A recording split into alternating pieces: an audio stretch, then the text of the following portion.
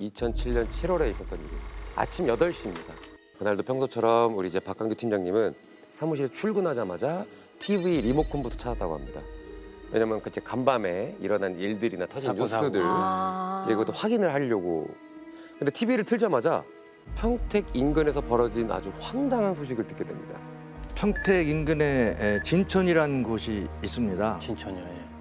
새벽 시간에 진천 고속도로에서 추돌 사고가 났는데요. 어이없게도 앞차를 들이받아 사고를 낸 운전자가 피해 차량 훔쳐 달아난 일이 벌어졌더라고요. 그래서 이제 뉴스를 보시던 우리 박 팀장님은 아이고 저놈 잡으려면 저거 고생 좀 하겠네 하셨다고 합니다.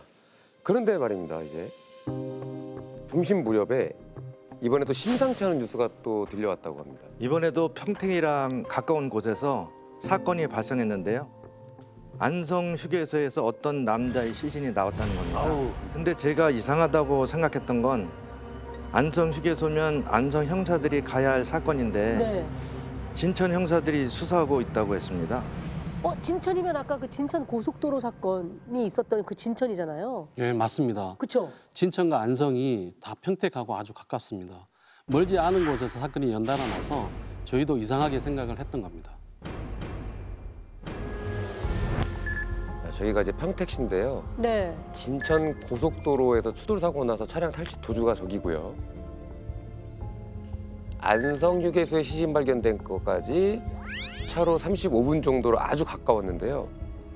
진짜 멀지 않네요. 그런데 그때 팀장님의 촉이 이제 발동되기 시작합니다. 두 곳 모두 저희 관할 지역과 가깝기도 했고요. 진천 경찰이 왜 안성 휴게소까지 갔는지도 궁금하더라고요. 그래서 호기심에 진천서에 전화를 해봤는데 추돌도난 사고 때부터 예산 일이 아니더라고요. 네, 일단 사고 시간은 새벽 2시 40분이었고요. 피해 차량은 뒤에서 추돌한 가해 차량은 였는데요. 추돌 사고가 나자 운전자가 갓길에 차량을 세우고 일행이랑 부딪힌 곳을 살펴보고 있었습니다. 그때 사고를 낸 가해 차량인 운전자가 차에서 내리더니 갑자기 다짜고짜 뒤에서 야구 방망이로 마구 내리치고 차량을 훔쳐 도주했다고 하더라고요. 아니 사고를 냈으면 아이고 뭐 다친 데는 없으세요. 뭐 이게 사고를 수습하고 뭐 전화번호 교환하고 이게 통상적인데. 그렇죠. 보험회사를 부르거나 네. 이제 뭔가 그렇게 해야 되는데 야구방망이로 때리고 거기다가 차까지 훔치고 갔다는 거 그러니까요. 이상한데요. 범행 목적이 뭔지 추정하기 어려운 사건인데요.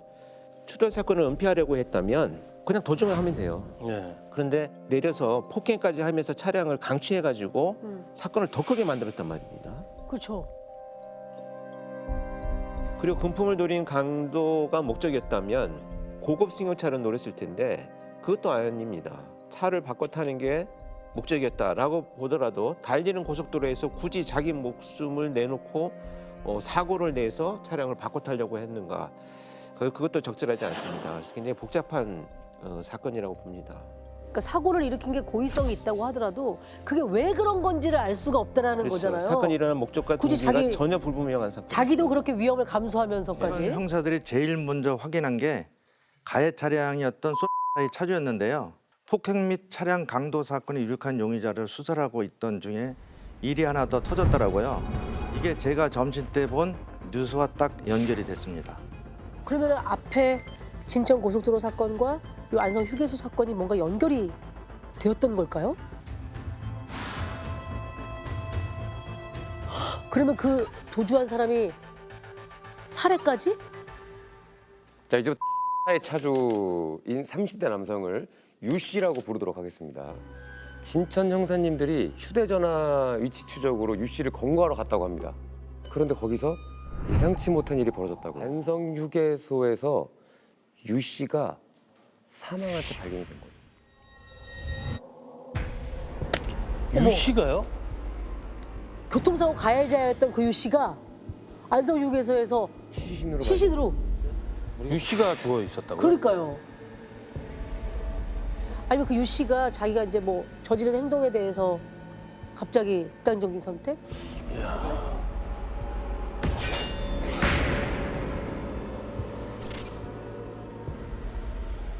그거는 아니고요. 휴게소 뒤편 공터에 주차된 차량 밑에서 발견이 됐는데요. 머리에 피를 흘린 채 사망한 상황이었습니다.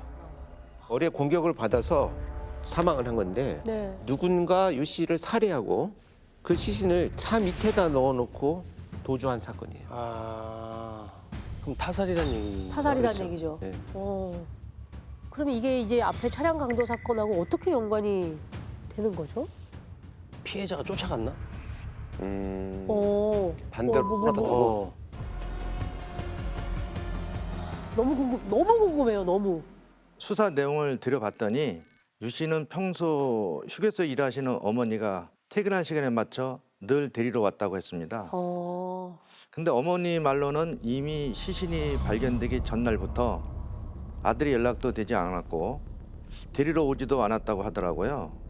친구를 만나러 갔나 보다 생각하고 대수롭지 않게 혼자 퇴근을 하셨는데 다음 날 주차장에서 아들이 시신으로 발견됐다는 얘기를 듣고 충격을 많이 받으셨다고 합니다. 아니 근데 그렇게 되면 새벽에 고속도로에서 추돌 사고를 낸 사람은 누구란 얘기예요, 도대체? 그러니까. 차량의 주인이 유 씨라면 누군가 유 씨를 살해하고 유 씨 차량을 타고 달아났다. 이런 얘기인가요?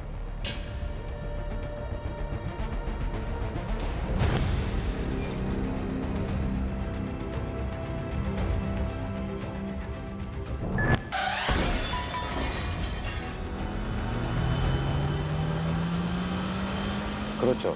그 상사님들은 이게 심상치 않은 사건임을 직감을 하고요. 전화를 끊자마자 일단 시신이 발견된 안성휴게소로 바로 향했습니다. 그러면 현장 상황은 어떠셨어요? 그 저희처럼 생각하고 현장으로 달려온 형사들이 많았습니다. 청에서도 내려왔고요. 인근 지역 경찰들도 싹 다 모였더라고요. 그 저희가 갔을 때는 현장 감식이 한창 진행 중이었는데 시신이 정말 좀 참혹했습니다. 그 시신이 차 밑에 있어서 어머니가 발견하지 못하신 게 오히려 다행이지 않았나 싶을 정도였죠. 아니 유 씨는 어쩌다가 일을 당했던 거예요? 그러게요. 우리 감식반에서 하는 말이 두개골 골절이 의심된다. 둔기를 이용해서 머리를 내리친 것 같다고 하더라고요. 그리고 여러 번 내려쳤을 가능성이 높죠. 근데 유영철 같은 경우에는 일반 방치로는 심지어 살해하기가 어렵다 그래서 제작을 했잖아요. 그렇게 범행 도구를 만들어서 공격을 해야만 두개골이 파손되거나 훼손되어 가지고 사망하는 지경에 이르게 되는 거죠. 너무 잔인한데요. 그러면은 그 유 씨를 살해한 범행 도구도 야구방망이였을까요? 저희도 그렇게 추정을 했죠. 문제는 유 씨를 살해하고 바로 고속도로에서 폭행 사건까지 벌인 데다 남의 차를 계속 빼앗아 옮겨 타고 이동하고 있다는 점이 걱정되더라고요. 네, 맞습니다. 게다가 휴게소에서는 시신을 숨기려는 의도가 전혀 없어 보였습니다. 현장에 대충 숨겨놓고 간 데다가 고속도로에서는 운전 차량 일행까지 2명이나 자신을 목격한 사람이 있었는데 대범하게 차량까지 또 강취를 해서 달아났단 말이죠. 우발적으로 계속 범행을 저지르고 있다는 생각이 들고요. 시신을 여러 번 둔기로 내려쳤다거나 추돌한 차량의 탑승자들한테도 상당히 심각한 폭력성을 드러낸 걸 보면 분노나 충동을 조절하지 못하는 상황에서 계속 범행이 이어지는 아주 위험한 상황이다 이렇게 보여집니다. 그래서 우리 형사님들도 손을 이제 보태야겠다고 생각을 하셨다고 합니다. 감식반에 더 나온 증거들이 있는지 확인을 했다고 하는데요. 현장에서 아주 뜻밖의 수확을 얻게 됩니다. 현장 인근에서 차키가 발견됐습니다. 차 키요? 예, 그렇습니다. 그래서 현장에서도 그 차 키에 대해서 별로 중요하게 생각하는 분위기가 아니었어요. 왜냐하면 범인이 피해자 유 씨의 쏜 차량을 훔쳐 달아났다면 키를 두고 가진 않았을 테니까요. 사건과는 별개의 물건이라고 생각을 한 거예요. 팀장님이 갑자기 그 키를 꼭 한번 확인해봐야겠다는 거예요. 뭐 어떤 또 직감이 오신 건가요? 분명 안성 휴게소까지도 뭔가를 타고 오긴 했을 것 같더라고요. 타고 와서 그 차 키를 버렸다. 그래서 확인하셨어요? 바로 이겁니다. 어머. 이게 뭔가 청실홍실 이런 게 달려있네요. 청시홍 씨 이거 다는 정도면 좀 나이가 있으신 그 분. 약간 취향을 우리가 취향을. 가늠할 수는 있죠. 예. 저도 이 키를 보고 좀 특이하네, 나이 드신 분이 잃어버리셨나 이렇게 생각하고 있었는데요. 그 순간 팀장님이 이 키를 보시더니 야 이건 누구 차키다. 차키 주인을 알아보시더라고요. 이것만 이걸 보고요? 보고 차키 주인을 한다고요? 자, 시간을 잠시 이 사건 발생의 6개월 전으로 한번 돌려보겠습니다. 당시에 우리 박 팀장님과 안 형사님은 마약류 관리법 위반 혐의로 한 남성을 체포하게 됩니다. 아니 근데 갑자기 마약범 얘기가 또 갑자기 6개월로 거슬러 올라가서 그러니까. 마약범 얘기가 나오니까 이건 이상하게 사건이 돌아가는데요. 이유가 있겠죠. 이게 다 연결이 돼 있단 말이에요. 이유가 있어요. 저희가 보통 마약범들을 체포하면 현장에서 바로 주머니에 있는 걸 확인을 하거든요. 남은 마약이 있는지 확인하려고요. 근데 그때 잡힌 범인이 차키를 꺼내는데 이 청실홍실 열쇠고리가 걸려 있었습니다.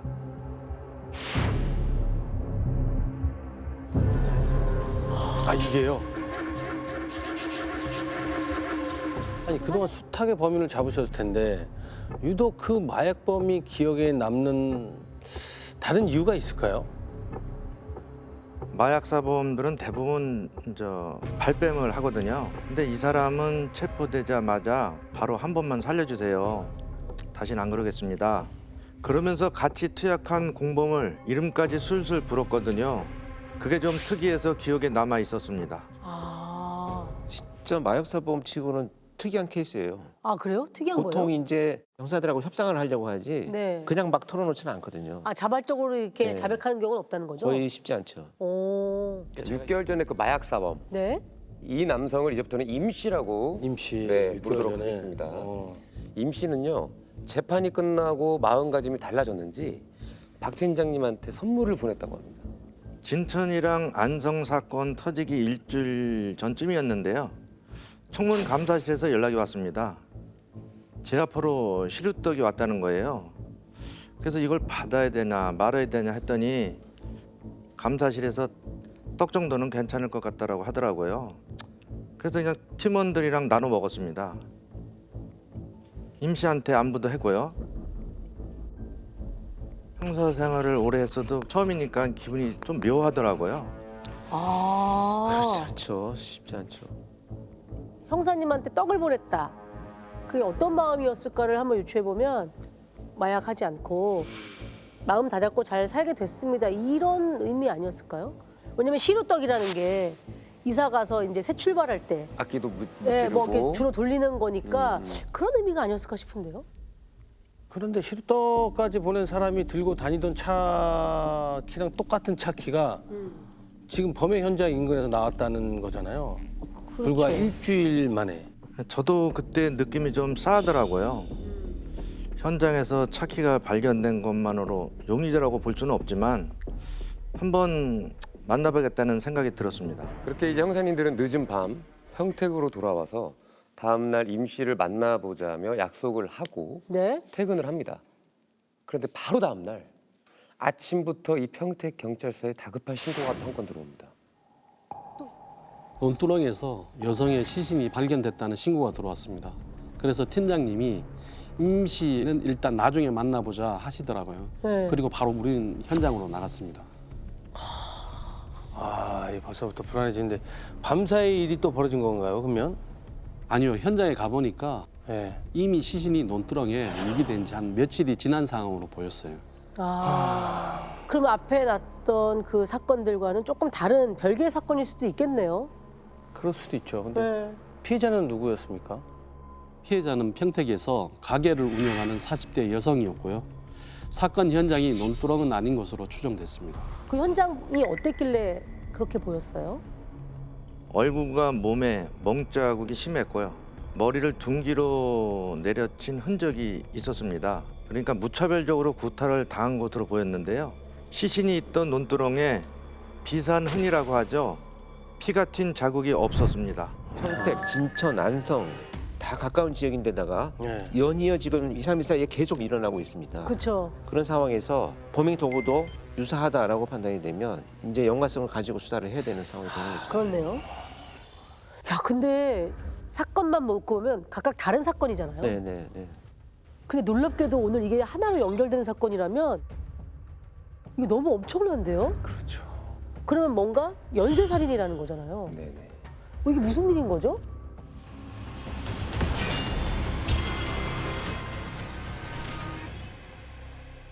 눈두렁에 있는 시신 피해자를요 박 씨라고 부르도록 하겠습니다. 네. 형사님들은 가장 먼저 피해자 박 씨의 남편을 만났습니다. 아내가 벌써 이틀째 집에 돌아오지 않아서 전날에 경찰에 실종 신고를 이미 해둔 상태라고 했다. 그러면 이제 피해자의 마지막 행적을 또 조사를 하셨을 텐데 거기서 뭔가 좀 단서가 나왔나요? 그래서 남편한테 아내를 마지막으로 본 게 언제냐고 물었더니 이틀 전 저녁 무렵에 교육받으러 인근 센터를 간다며 차를 몰고 나가서 그 후로 연락이 되지를 않는다고 하더라고요. 그래서 저희가 아내가 갔다는 센터로 갔는데요. 주차장엔 웬 수상한 차 한 대가 서 있었습니다. 어머, 저거 뭐야? 지금 조수석 쪽에 유리창문이 파손돼 있죠. 어머. 차량이 완전 파손됐네요? 뭐 저런 차가 주차돼 있었다는 거예요? 야, 이거는 저거는 밖에서 뭘로 내려친 것 같은데요? 유리를 깨려고 박살낸 것 같은데. 근데 저 천은 뭐예요? 검은 천이 약간 펄럭펄럭하던데. 아무래도 차주가 창문을 천으로 임시로 막아둔 것으로 보입니다. 차량 파손된 걸 안 보이게 하려고. 아, 설마 저 차가 피해자분 차량인가요? 아닙니다. 피해자 차량은 주차장에 없었어요. 그렇죠. 현장이 아닌데 저 차는 또 왜 저렇게 돼요? 그러니까요. 그래서 저희도 그게 좀 이상하더라고요. 그래서 바로 차량 소유주를 조회했죠. 네. 그리고 차주의 그 이름을 보는 순간 그간의 퍼즐 조각들이 딱 맞춰지더라고요. 혹시 이 임씨요? 네, 임시였습니다. 임시구나. 임시요? 임시구나. 그러니까 임시차가 왜 저기 서 있는 거예요? 저희도 놀랐습니다. 그리고 그때 어쩌면 임 씨가 이 세 사건의 이 범인일 수 있겠다고 싶더라고요. 임씨가 피해자가 아니고 그럼 자기 차를 박살냈다고요?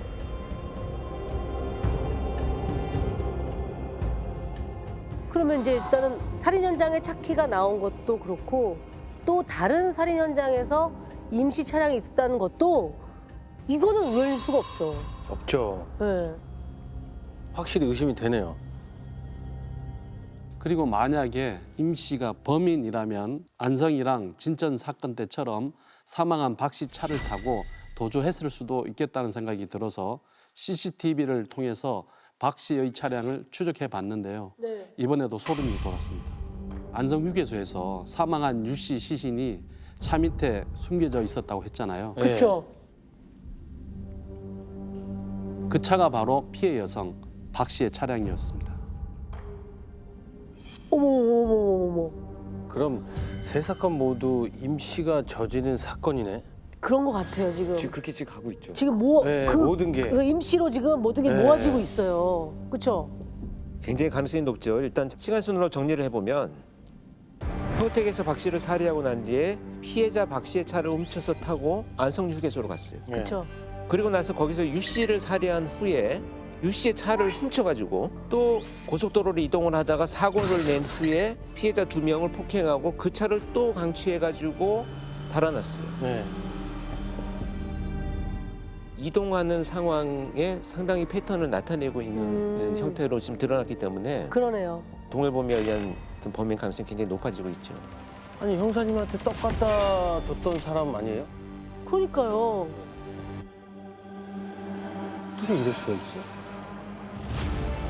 그래서 우리 형사님들은 임 씨의 차량을 샅샅이 수색을 했습니다. 근데 거기서 예상치 못한 걸 발견하게 됩니다. 이게 대박입니다. 또 뭐가 나와요? 이게 나왔어요. 이게 뭐야? 박광규 팀장님께 저 같은 사람은 사회에 있어서는 안 됩니다. 자수하려고 갔는데 차마 말을 꺼낼 수가 없었습니다. 저는 사람을 죽인 사람입니다. 제 자신이 너무 싫습니다.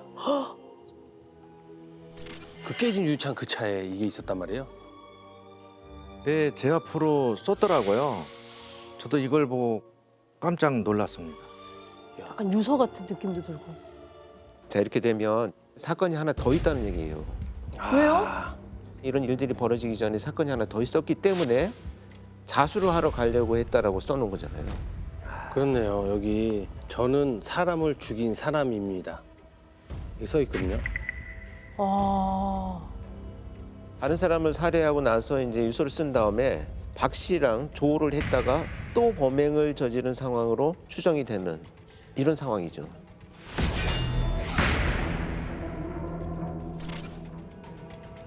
그럼 3명을 살해하고 차를 계속 훔치면서 멈추지 않고 계속 범행을 저지르고 다니고 있는 상황인 거잖아요. 그렇죠. 근데 갑자기 유서를 써요? 아주 극단적인 상황이죠. 이제 자기가 유서까지 써놓고 죽음을 암시했던 이런 사람이 자포자기 상태로 무작위로 막 범행을 저지르는 상황으로 우리가 이제 판단을 할 수 있는 단서가 되는 거죠. 임 씨를 서둘러 찾아야겠다는 생각이 들더라고요.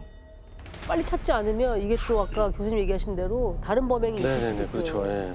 그래서 이제 전국 고속도로 톨게이트를 중심으로 일제히 검문 검색이 실시가 되고요. 뉴스를 통해서 전국에 그냥 공개 수배가 됩니다. 지난 23일 밤과 24일 새벽 잇따라 발생한 차량 강도 살해 사건 용의자를 검거하기 위해 경찰이 공개 수사에 나섰습니다. 야, 강도살인 용의자 수배지 전단지네요. 178cm에 75kg. 건장한 제격. 체격도 좀 제법 상당하게 있는 것 같아요. 마약 및 흉기 소지로 추정. 안성, 평택, 지리감이 있고 추가 범행이 우려돼. 임 씨가 보통이 아닌 게 고속도로에서 훔친 카드를 버리고 그 후로 계속 대중교통만 이용하더라고요. CCTV로 추적해보니 구례에서 순천으로, 순천에서 또 남원으로 계속 움직이는 거예요. 가면 놓치고 뒤따라가기에도 벅찬 상황이었어요. 그런데 여기서 정말 소름 끼치는 일이 일어납니다. 박 팀장님이 안 형사님께 이렇게 얘기합니다. 아무래도 걔가 나한테 올 것 같은데. 팀장님을 만나러요? 근데 왜 그런 생각이 드셨는지 그러니까. 굉장히 궁금해요. 그런 생각이 들었다는 자체가. 맞아요. 예. 임 씨가 저한테 유서를 써줬잖아요. 예. 이렇게 계속 이동하고 다니는 것을 보면 극단적 선택을 할 것 같지는 않더라고요. 그리고 임 씨가 대전에서 천안으로 올라오는 기차를 타는 걸 봐서 곧 평택으로 다시 돌아올 가능성이 크다고 판단했습니다. 평택으로 온다면 저한테 분명 올 것 같다는 생각이 들더라고요. 평택에 있는 임 씨 집으로 가서 잠복을 시작했습니다. 임시 집에. 네. 그때가 논두렁에서 시신 발견한 지 이틀째였는데요. 네. 잠복 하루 만에 이번에도 팀장님 예상이 딱 맞아 떨어졌습니다. 다음 날 오전 11시쯤에 한 남자가 임 씨 집 방향으로 터벅터벅 가더라고요. 네. 그 뒷모습이 딱 임 씨인 거예요. 네. 그래서 바로 달려가서 임 씨를 체포했죠. 저를 보자마자 털썩 주저앉더니 안 그래도 자수하려고 했다고 하더라고요. 에이. 안 그래도가 뭐야. 자수를 할 생각이었으면 빨리 했었어야지. 이건 체포된 거죠. 그냥 체포된 거. 체포죠. 잡히고 나서 그거 무슨 얘기야 그게. 네. 아니 근데 왜 그런 짓을 하고 다닌 거래요? 이유가 정말 황당합니다. 최근 경기도 평택과 안성 등지에서 연쇄적으로 발생한 운전자 강도 살인 사건의 용의자 공개 수배 하루 만에 경찰에 붙잡혔습니다. 여자를 생각하니까 살고 싶지도 않았고 나 같은 사람은 진짜 이 사회에서는 있어서는 안 되겠다 싶으면서 모든 걸 포기하고 싶은 심정이다. 네? 진술 받을 때도 첫 번째 피해자가 누군지 말을 안 하더라고요. 네. 그러다가 팀장님이 조사실에 들어가니까 그제야 입을 열기 시작하더라고요. 그 시작은 돈 때문이었다고 했습니다. 마약 때문에 벌금형을 받았는데 무직이어서 벌금 낼 돈이 없었다고 합니다. 아유. 그래서 강도를 계획했다고 털어놨습니다. 뭐 그 자기가 원래는 돈만 뺏을 생각이었다. 뭐 이런 거잖아요. 네, 자기가 등산을 좋아해서 산을 자주 탔는데 우연히 산속에 외딴 집을 발견하고 노인들이 살겠구나. 그럼 현금이 좀 있겠다 싶어서 그 집을 범행 대상으로 삼았다고 주장했습니다. 네. 그때도 야구방망이를 들고 갔다고 하고요. 근데 침입해 보니까 뜻밖의 20대 여성이 살고 있었다고 하더라고요. 임 씨는 젊은 여성이라 자신을 신고할지도 모른다고 생각해 피해 여성에게 자기 얼굴을 보지 말고 이불을 덮고 있으라고 시켰다고 합니다. 그리고 야구방망이로 살해했다고 진술했습니다. 그러면 이 사건도 실제로 수사 진행 중이었겠네요. 알아보니까 평택 인근 지역이었고요. 수사는 우리가 하진 않고 다른 지역에서 하고 있었습니다. 강도 살해 사건으로 수사를 하고 있었는데 유일한 단서가 피해자 손톱 밑에서 나온 DNA뿐이라고 피해자를 특정하지 못하고 어려움을 겪고 있었습니다. DNA도 맞았겠네요. 네, 일치했습니다. 네. 어머.